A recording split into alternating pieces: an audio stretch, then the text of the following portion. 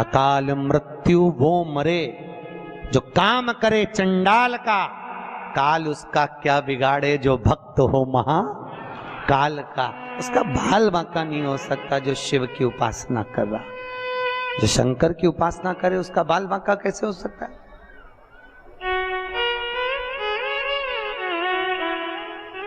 कौन लगे? प्रभु अंदर से दरवाजा बंद है। भोलेनाथ जी ने कहा दरवाजा बजा, पार्वती और बजा, दरवाजा बजा, खुले ही नहीं। शिव जी ने कहा एक काम करो बाहर आ जाओ। इतने में माता पार्वती क्रोध में आकर बोली अंदर जो भी हो दरवाजा खोलो नहीं तो मैं श्राप दे दूंगी। तब भगवान विष्णु और लक्ष्मी ने दरवाजा खोला। दरवाजे पर आकर बोले भोलेनाथ ये नगरी, ये बद्रिकाश्रम मेरी पत्नी पार्वती जी के सम्मुख में लक्ष्मी जी कहती हैं मुझे और मेरे नारायण को बहुत भाया है, इसलिए यह बद्रिकाश्रम आप हमें दे दो। शंकर भगवान ने कहा ठीक है। पार्वती जी ने शिव जी को देखा और कहा अपना घर अपन इनको दे दे। भोलेनाथ जी बोले मैं पहले ही बोला था गोदी मत ले, अब लिया है तो दे। अच्छा शिव भोग लगाएगा, लक्ष्मी और नारायण उसके घर में प्रवेश कर जाएगा।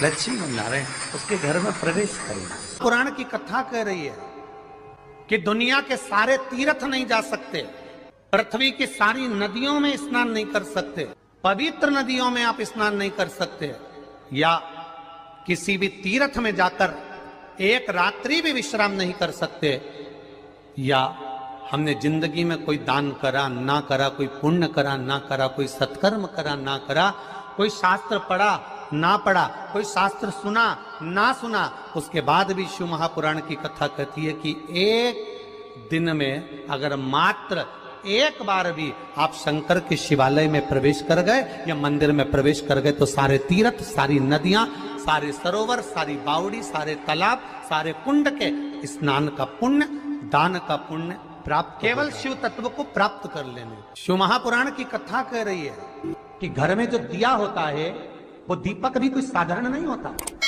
उस दीपक की भी महत्वता है, उस दीपक का भी वर्णन है। एक बात बहुत अच्छे से सुनिएगा, शायद आपकी जिंदगी को सवार, शायद आपके जीवन को। मेरी जीजियों, मेरे जीजाओं, मेरी बेटियों, बेटाओं, कभी मौका लगे शंकर भगवान के शिवलिंग के पास में आप बैठे हैं। यहां तक शास्त्र कहता है कि घर में अगर किसी को बहुत तेज बुखार आ गया है, बहुत तेज बुखार, और बच्चा उस बुखार में तप रहा है, बहुत तप रहा है, मारा, तुम जिस दिए में भगवान की आरती उतारते हो, जिस दिए से तुम भगवान की पूजन करते हो,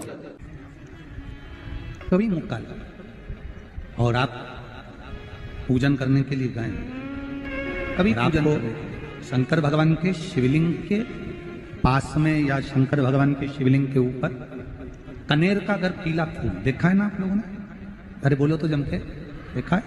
कनेर का यदि पीला फूल शिवलिंग के आसपास में या शंकर भगवान के ऊपर कहीं रखा हुआ भी दिख जाए, विषम परिस्थिति हो, बहुत हिम्मत ना हारते, कभी भगवान अकेले में एकांत में आप पहुंचे उनके पूजन के लिए, कनेर का पुष्प वहां रखा है, चाहे वो जलाधारी पर रखा हो, चाहे वो शिवलिंग के पास में रखा हो, शिवलिंग पर रखा हो, उस कनेर के पुष्प को अगर आप 5 जगह का स्पर्श कराकर अपने हृदय की बात कहकर वापिस महादेव को समर्पित कर देते हो तो भी मेरा महादेव तुम्हारे दुख का निवारण कर देगा। अब वो 5 स्थान, पहला गणेश जी का जो स्थान होता है वह जगह, दूसरा षडानंद कार्तिक, तीसरा अशोक सुंदरी वाला स्थान, चौथा जलाधारी जो ऊपर से बूंद बूंद जल नीचे गिरा रही है, जया, विषहरा, शामली बारी, दौतली, देव, शंकर जी की 5 बेटियों का, और 5वें नंबर का है शंकर भगवान के, जो कैसे वर्णन किया जाए, त्रिशूल के 3 भाग होते हैं। करें दर्शन आप लोगों ने?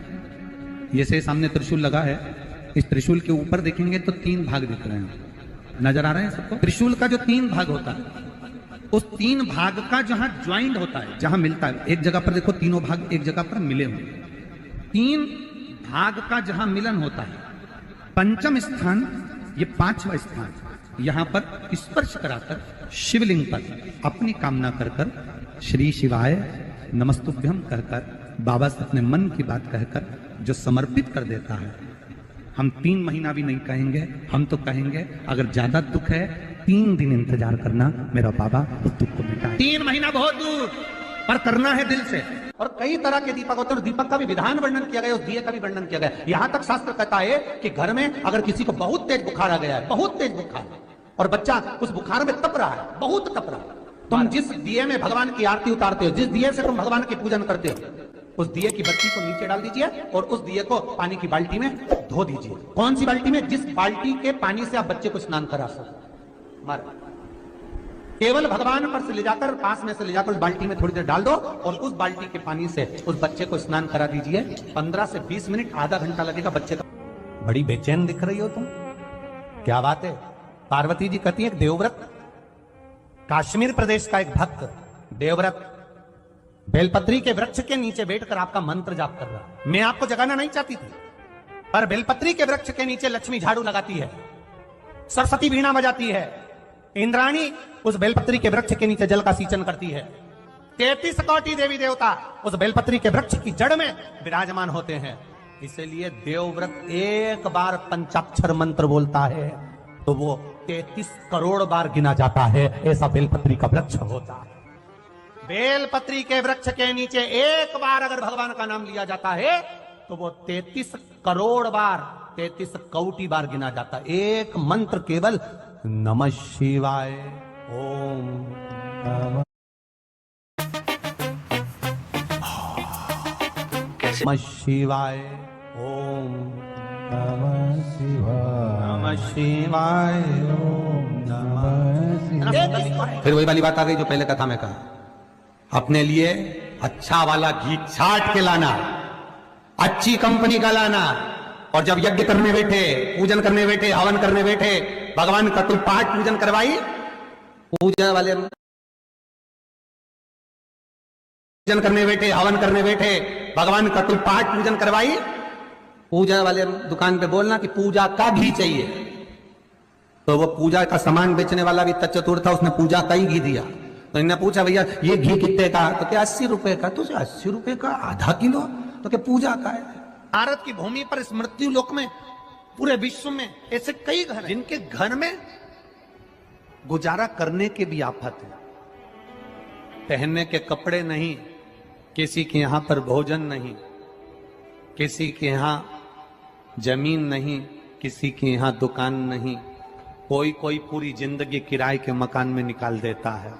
नहीं, मेरा एक निवेदन है, इस कथा को जितने छत्रपति संभाजी नगर के श्रोता भाई बहन श्रवण कर रहे हैं उनसे निवेदन करूंगा, आप हाथ का ठेला लगा रहे हो, सब्जी का ठेला लगा रहे हो, फल का ठेला लगा रहे हो, धक्के की जिंदगी जी रहे हो, दरवाजे पर बैठे हो, कहीं ना कहीं तुम दास्य भाव की जिंदगी जी रहे हो, तकलीफ में जिंदगी जी रहे हो, बहुत दुख की जिंदगी जी रहे हो, बहुत कष्ट की जिंदगी जी रहे हो, उनसे केवल निवेदन करूंगा 3 महीने 2 जगह पर जल चढ़ाना प्रारंभ कर दीजिए, केवल 3 महीने।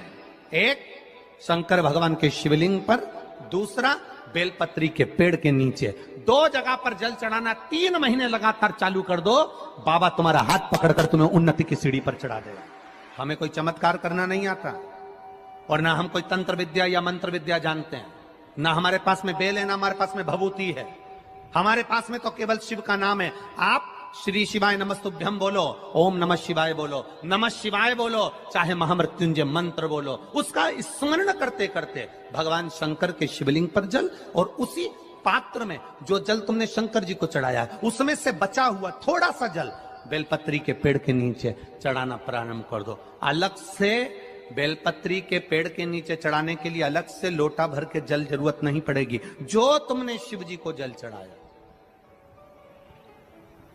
जो तुमने देवादिदेव महादेव को जल चढ़ाया, बस उसी पात्र का जल शंकर जी को चढ़ाओ, उसमें से बचा हुआ थोड़ा सा जल बेलपत्री के वृक्ष के नीचे चढ़ाना प्रारंभ करना। कौन सा बेलपत्री का वृक्ष? जिसकी छाया आपके ऊपर आ रही हो।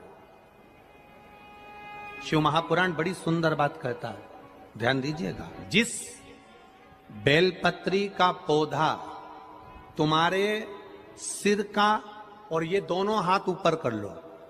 अपन खड़े हुए और खड़े होकर दोनों हाथ ऊपर करे। इतना बड़ा बेलपत्री का पौधा है, उस बेलपत्री के पौधे की पत्ती को कभी तोड़कर शंकर जी को नहीं चढ़ाना चाहिए। ध्यान रखना, कितना बड़ा पौधा,